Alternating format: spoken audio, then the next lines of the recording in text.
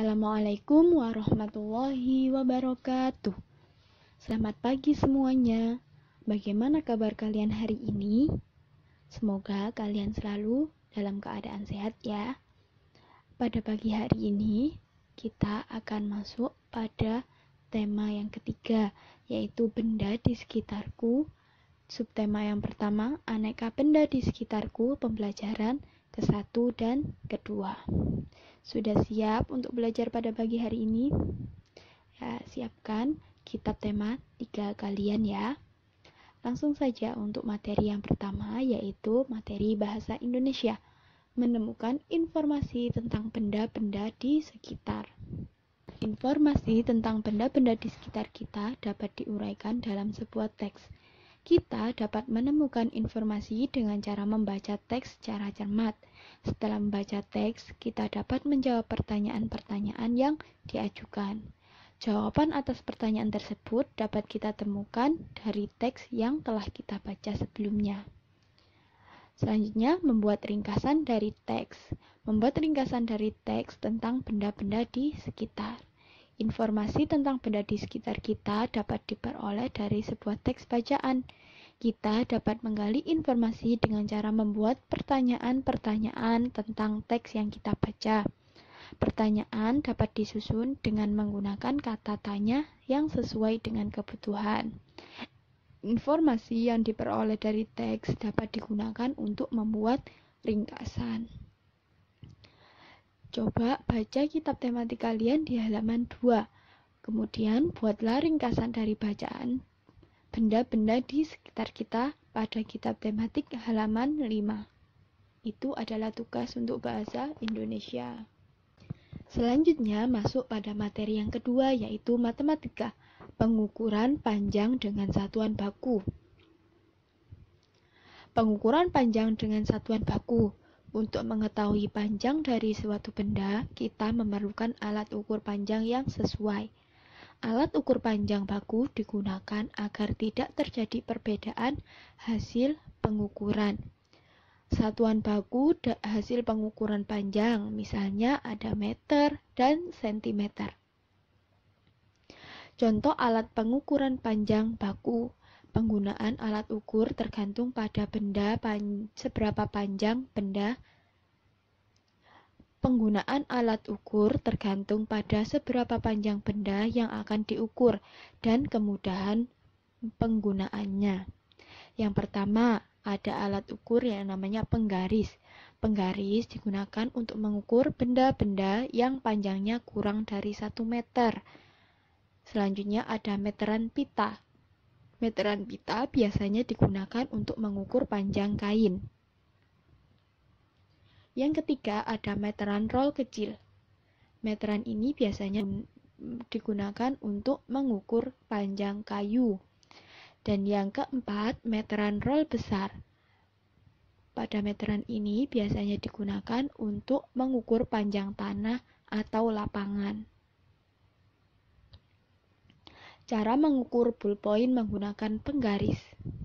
Letakkan salah satu ujung ballpoint sejajar dengan angka 0. Di ujung, lurus dengan angka 0. Kemudian perhatikan angka yang sejajar dengan ujung ballpoint pada sisi lainnya. Kemudian perhatikan di ujung yang lainnya. Sampai di posisi angka berapakah di ujung yang satunya. Nah, berdasarkan gambar, ujung ballpoint tersebut sejajar dengan angka 13. Jadi, panjang ballpoint tersebut adalah 13 cm. Begitu, itu adalah cara kita untuk mengukur panjang suatu benda. Sekarang, kerjakan kitab tematik kalian di halaman 7. Tentukan hasil pengukuran pada gambar benda tersebut. Selanjutnya, yang ketiga yaitu materi SBDP, alat musik ritmis. Alat musik ritmis adalah alat musik yang tidak memiliki nada. Digunakan sebagai pengiring tambahan pada lagu dan mengatur irama pada musik. Hal yang diutamakan dalam memainkan alat musik ritmis adalah ketepatan irama dan keteraturan ketukan pada lagu yang dibawakan. Alat musik ritmis dibedakan menjadi alat musik ritmis tradisional dan alat musik ritmis modern.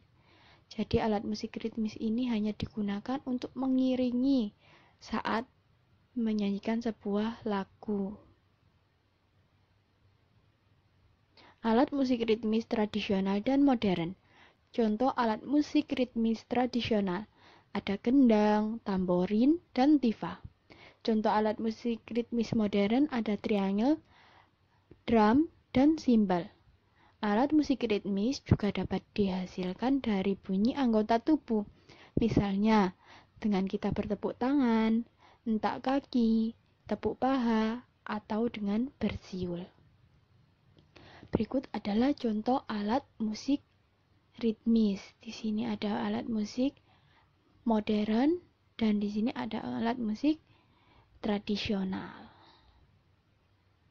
Selanjutnya materi yang keempat yaitu PPKN, musyawarah.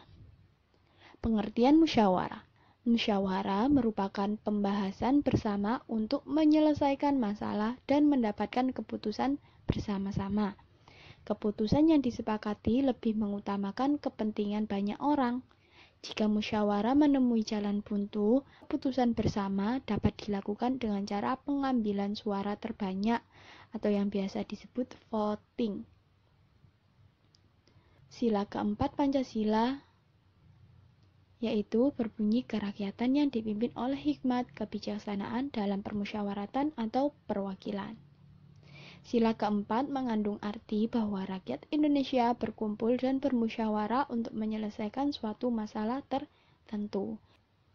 Jadi, musyawarah merupakan contoh penerapan dari sila keempat pada Pancasila. Untuk tugas PPKN, silakan bermusyawarah bersama saudara atau orang tua kalian untuk menjawab pertanyaan berikut ini.